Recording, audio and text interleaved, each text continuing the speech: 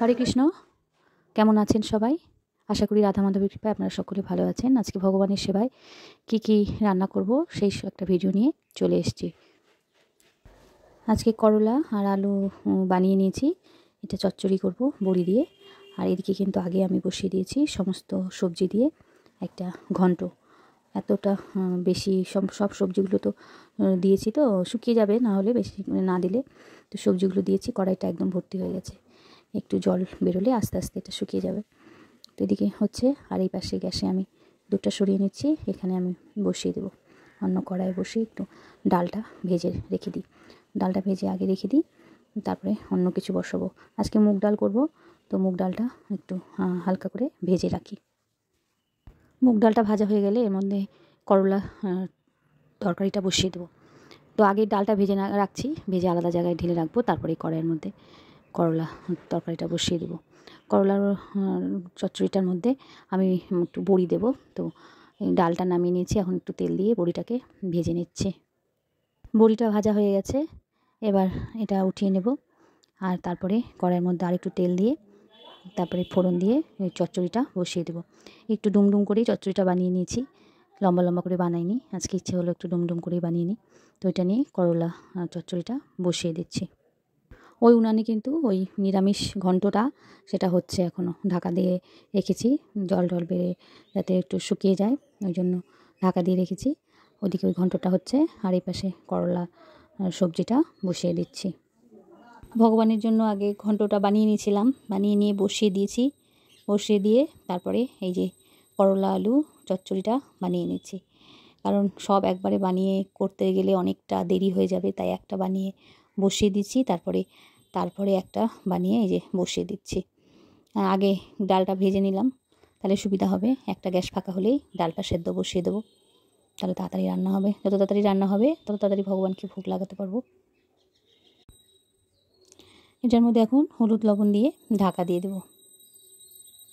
কিছুক্ষণ পরে ঢাকাটা খুলে দেখি, এই যে করলা আলুটা এই কিছুটা হয়ে গেছে, এখনও দেরি আছে, কিছুটা হয়ে গেছে। নাড়াচাড়া করে নিয়ে এখন ঘন্টটা দেখি, ঘন্টটা কতটা হয়ে গেছে। এপ্রিল মাস, কেবল এপ্রিল মাসের এখনও শেষ হতে বাকি, আর এখন এতই গরম। এপ্রিল মাসের পরে মে, জুন, জুলাই, আগস্ট, এই কয়টা মাসে যে আরও কত গরম বাড়বে কে জানে। গরমে এত অস্থির লাগে যে কি বলবো। তার মধ্যে গাছের পরিমাণ এত কমে গেছে, সবাই গাছ কেটে কেটে ঘরবাড়ি এসব বানিয়ে নিচ্ছে। আর গাছের কথা একবারও ভাবছে না যে গাছ না লাগালে আমাদের কি অবস্থা হবে। ফেসবুকে সবাই পোস্ট দেয় গাছ লাগানোর কথা, কিন্তু লাগায় কয়জন? লাগানোর যদিও বা একটু লাগাবে, তারপরে তো যত্নটাও করতে হবে গাছের, না হলে গাছটা বাড়বে কি করে। বাড়ি করার জন্য সবাই গাছগুলোকে, বড় বড় গাছগুলোকে কেটে ফেলে, কেটে সেখানে বাড়ি বানায়। একবারও ভাবে না যে গাছ না থাকলে আমরা নিঃশ্বাস নেব কী করে। আর এত গরমে সবাই কষ্ট পাচ্ছে, অথচ একবারও ভাবে না গাছ লাগাতে হবে। গাছটা লাগাবে কোথায়? এখন তো লোকে উঠানটা পর্যন্ত পাকা করে ফেলে যে একটা গাছও যেন না লাগে। বেশ বড় বড় বিল্ডিং করে ফেলে, আর এদিকে উঠানো যে একটা দুটো গাছ লাগাবে তারও লাগানোর জায়গা নেই। পুরো উঠান একদম প্লাস্টার করা থাকে যাতে মাটি না লাগে পায়ে। গাছ লাগানোর কথা একবারও কেউ ভাবেই না। আমার মনে হয় আমি যদি নিজে কোনো ইনকাম করতে পারতাম, তাহলে একটু জায়গা কিনে গাছটা লাগাতাম, কিছু গাছ লাগাতাম, যাতে এই গাছ কিছু মানুষের প্রাণ বাঁচাতে পারে, পরিবেশটাকে ভালো রাখতে পারে। এদিকে কথা বলতে বলতে এদিকে ডালের মধ্যে সমস্ত সবজিগুলো আমি ভেজে দিয়ে দিয়েছি। ফুলকপি, ক্যাপসিকাম, ডালের মধ্যে টমেটোটাও সেদ্ধ দিয়ে দিয়েছি। আর এদিকে চালটা ভিজিয়ে দেবো। আর এদিকে ডালের মধ্যে কিন্তু পনিরও দিয়েছি, পনিরটা ভেজে নিয়েছি। গল্প করতে করতে এই সব কাজগুলো করে নিয়েছি। মুগ ডালের মধ্যে সব রকম সবজি দিয়ে, সব রকম বলতে ফুলকপি, ক্যাপসিকাম, টমেটো আর পনির, এসব সবজি দিয়ে ডাল করলাম। এটা এখন সম্বারা দেবো। ডালটা সেদ্ধ হয়ে গেছে, এখন সম্বারা দিয়ে দেবো। ডালের মধ্যে আমি টমেটো সেদ্ধ দিয়ে দিয়েছি। এখন সব কিছু ফোড়ন দেওয়া হয়ে গেছে, শুকনো লঙ্কা, তেজপাতা, আদা সব কিছু দিয়ে দিয়েছি। এখন ডাল থেকে টমেটোটা উঠিয়ে খুন্তি দিয়ে এখন এর মধ্যে একদম পেস্ট করে দিয়ে দেবো, তাহলে ডালটা না খুব ভালো হয়। আমি এভাবে করেই বেশিরভাগ ডাল রান্না করি।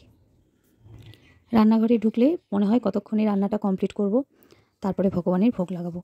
এই রান্না কমপ্লিট না হওয়া পর্যন্ত খুব অসুবিধা লাগে, তাড়াহুড়া করি, এটা করি ওটা করি, যত তাড়াতাড়ি হয় সম্ভব হয় তত তাড়াতাড়ি করার চেষ্টা করি যাতে তাড়াতাড়ি রান্নাগুলো সারতে পারি।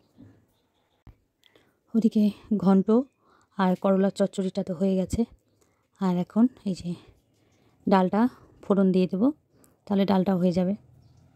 ডালটা ওই গ্যাসে দিয়ে আমি অন্নর জন্য জলটা বসিয়ে দেবো।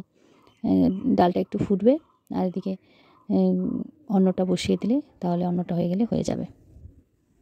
এদিকে আমি অনেকক্ষণ আগেই চালটা ভিজিয়ে রেখেছি। চালটা একটু না ভিজলে না ভালো অন্নটা মনে হয় কি একটু ভালো হয় না, যদিও বা কোনো ব্যাপার না, কিন্তু আমার মনে হয় চালটা কিছুক্ষণ আগে ভিজিয়ে রাখলেই অন্নটা বেশ ভালো হয়। এদিকে হয়ে গেছে, এখন আমি গ্যাসটা চেঞ্জ করে এখন এখানে ডালটা ওই পাশে দিয়ে দেবো, ডালটা একটু ফুটবে আর এই পাশে এখন অন্নর বসিয়ে দেবো, হাঁড়িটা বসিয়ে দিয়েছি, এই যে বসিয়ে দিয়েছি হাঁড়িটা, আর এদিকে ডালটা অমর হয়ে গেছে, ডালটাও এখন নামিয়ে নিচ্ছি। ডালটা নামিয়ে ঢাকা দিয়ে রাখি, আর এদিকে অন্নর জলটা গরম হয়ে গেছে, এখন এর মধ্যে এখন অন্নটা দিয়ে দিতে হবে। এদিকে কড়াইটা ওদিকে সিঙ্কে রেখে দিচ্ছি, আর এদিকে ডালটা ঢাকা দিয়ে রাখি, আর ওদিকে অন্নটা ভেজানো আছে, অন্নর জন্য চালটা ভেজানো আছে, এখন এটা এখন দিয়ে দেবো হাঁড়ির মধ্যে।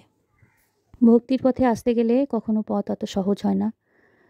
ভক্তির পথে আসতে গেলে প্রতিটা মানুষের কিছু না কিছু সমস্যা থাকে, তা সবার সমস্যা তো একরকম হয় না, কারো সমস্যা আলাদা রকম, কারোর সাথে কারো মিল থাকে না। তো সেই সমস্যাকে অতিক্রম করে ধৈর্য ধরে নিজের চেষ্টা করলে, চেষ্টা চালিয়ে যেতে হবে, তবে ভগবানের একদিন না একদিন কৃপা হবে, তাহলেই ভক্তিপথে আসা যাবে। আর সবথেকে বড় কথা, ত্যাগ করতে হবে।